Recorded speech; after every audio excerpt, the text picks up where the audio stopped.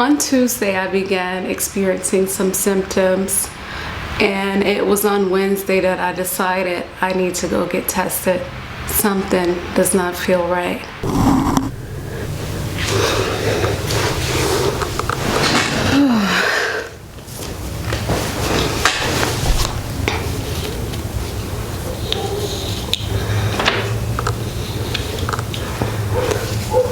I'm not sure how people wear those all day long. Excuse me.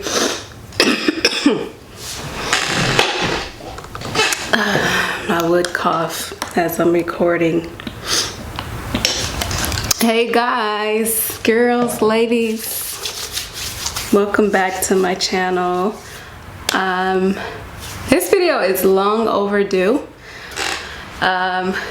Still in school, still with Baylor, and ironically enough, I just wrapped up my first semester with one of the classes being epidemiology. So right at the beginning of our epidemiology course, the coronavirus, the outbreak began, and it kind of threw our whole coursework for a loop. In fact, our professor, she took all of our coursework and pretty much applied it to the coronavirus. So we were learning epidemiology in real time, using real life and up-to-date evidence and outbreaks and statistics to learn throughout this course. Valuable course, valuable information that I learned throughout the course. But surprisingly enough, I didn't take it very serious. I didn't take the coronavirus very serious. And it's weird. You're sitting in class, you're learning the attack rate, you're learning the infection rate, you're learning the mortality rate, the R0. You learn all of those things, and it doesn't really hit home until either you know someone that has contracted the virus, or you yourself have contracted the virus. Fast forward to today. Today is June the 13th. It's a Saturday, and I am positive for COVID-19. Wow. It still hasn't really hit me yet. The symptoms have, but the reality that I tested positive for this virus, it makes it a little more surreal. I got my results yesterday. So on Tuesday, I began experiencing some symptoms, and it was on Wednesday that I decided I need to go get tested. Something does not feel right. So I have my phone here. I've taken notes. When I started to feel these symptoms, I began tracking my symptoms and writing everything down as the days progressed. And the first day was on, again, the 9th. That was a Tuesday. I had body aches. My eyes were achy. My muscles were aching. My neck, my back. It was interesting because not only did I have joint pain, I had muscle aches. So I felt pain within my fingers and my joints and my major joints and my knees and hips. And that's when I was like, something's not right. I've had different symptoms before. I've had E. coli before I've been diagnosed. I don't know if I've had the flu, never tested positive, but I know when something's wrong.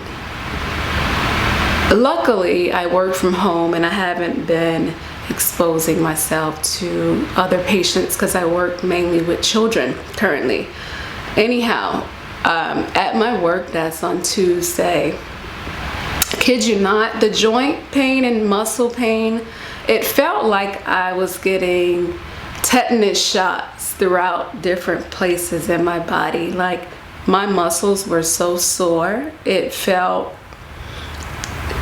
was like, okay, I know I haven't been to the gym. I've worked out before. I've been lifting heavy weights before, and I still haven't had this much pain and soreness. So that was one of my first telltale signs, like extreme muscle and joint pain. I have what is called POTS, which is postural orthostatic tachycardic syndrome. And throughout the day, I usually feel heart palpitations, different etopics. But on this second day, the chest pain, it was more increased. I had more palpitations. I can feel arrhythmias. I had been forward, and I had like simple bit leaning forward like this. I had some chest pain, some palpitations, and it makes me, like, it startled me. Bending down and leaning forward, I had more chest pain than usual. When I started to feel more malaise, more tired, fatigue, also I started to have a cough. That's what made me say, okay, let me go ahead and get tested. So here in the Houston area, they have 2 testing sites in my area where you can go through and have a drive-through testing. And basically you call early in the morning, because it's best to get there before the cutoff, and that you call, you tell them your symptoms, why you feel like you need to get tested. I don't even think you need to have symptoms to get tested. I was very surprised about that. Pretty accessible, which kudos to Houston for that.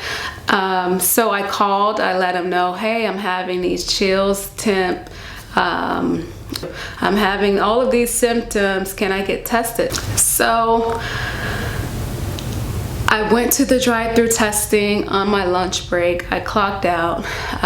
It took me 15 minutes to get to the site, about 30 minutes to get to the actual front of the line where I self-test. It's like a drive-through car wash. They give you a bin, and you have the instructions, the callback number, the place to call and get your results, and then you have the test tube and the swab. So you self-test. You take the swab. They tell you, put the swab in your nose, hold it for 15 seconds. Well, swab 2 big circles, hold it in place 15 seconds, swab, swab, swab, and then the same thing on the other side. And I really was in the back of my nose because I wanted a really good swab. I didn't want there to be no false positives, no false negatives. I wanted the best swab that I can present. So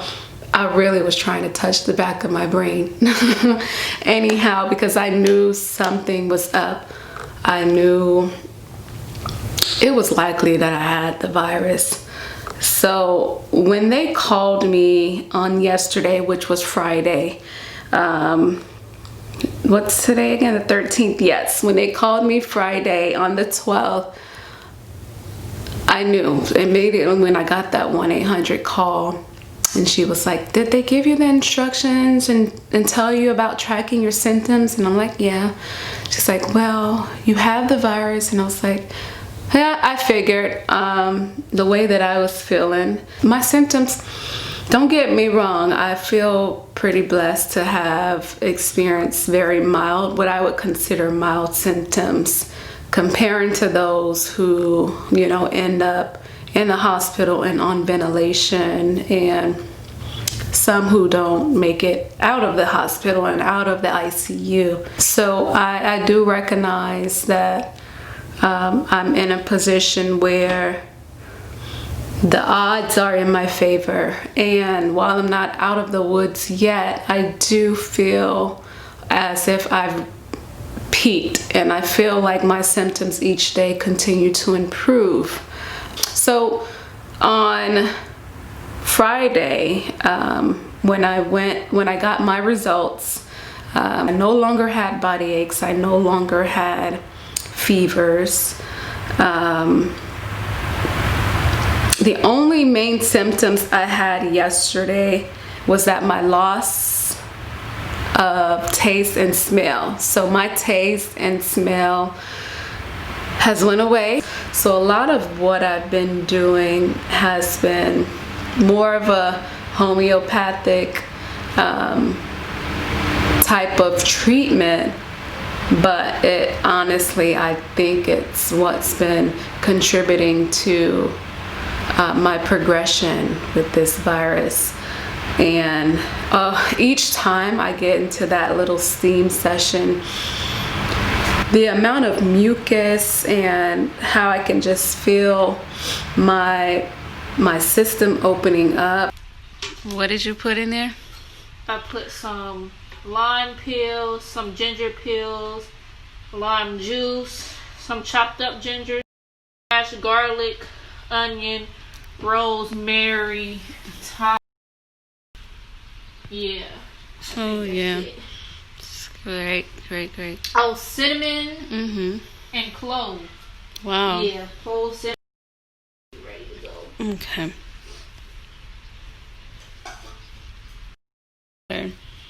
That smells good.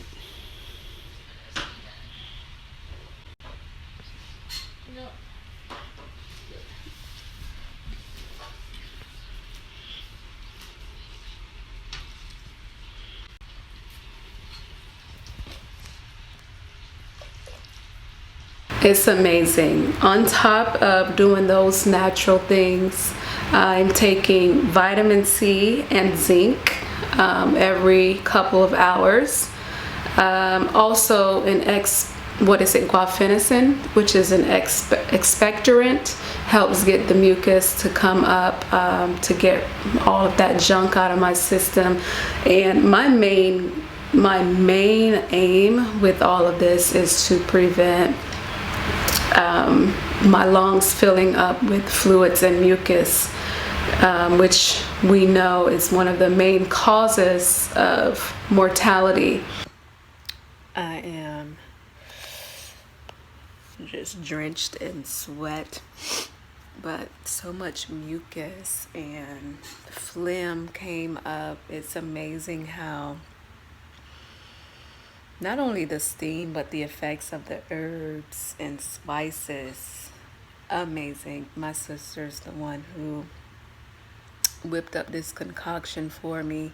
I sat under 2 thick blankets and stirring the spoon the whole time, just underneath the blanket, just breathing deep breaths in and out, trying to get everything up and out of my system, but really trying to take full advantage by taking those deep breaths in and out.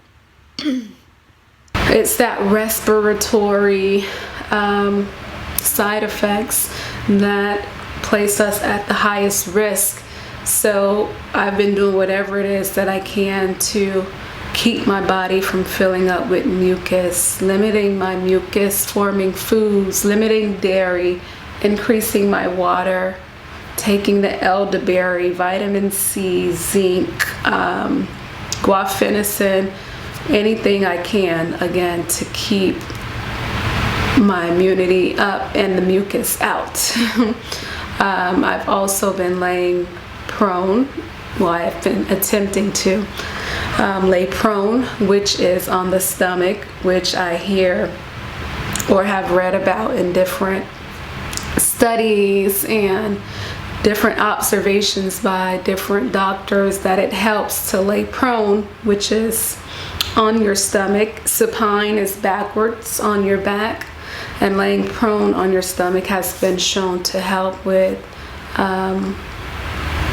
breathing and helping out with the buildup in the lungs. So I honestly feel like I did maybe on day 1, a little fatigued, a little tired, but no longer feeling all those body aches weakness, no longer having joint pain, muscle pain, no headaches, no fever. Again, so mainly today is day 4. My symptoms mostly consist of, let me see, Tuesday, Wednesday, Thursday, Friday. Actually, I'm on day 5. So my symptoms mainly consist of, today on day 5 is fatigue, more so sleepiness. My body's doing an amazing job with telling me, okay, it's time to get some sleep so we can renew your body and help with your immunity. There's a lot of studies shown the effect that sleep has on building your immunity, and actually MedCram has a really good video on the coronavirus and the benefits of sleep, or any type of virus or immunosuppressing diseases, how sleep affects your immunity, and it helps you to recover. So just, I've been tired, and again, draining a lot of the mucus, coughing it up, and having to blow my nose to get rid of it. So for anyone who thinks that the virus is a hoax, or that you are immune and that you can't be affected by this virus, I would just caution you to reconsider. Continue to practice social distancing, continue to increase your hand washing, and to protect those around you.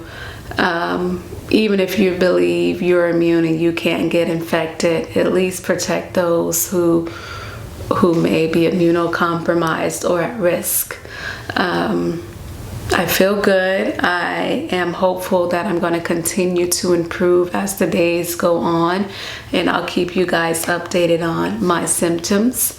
The cases here in Texas are rising. Hopefully we don't have to go back on a lockdown, or stay-at-home orders has to be reinforced.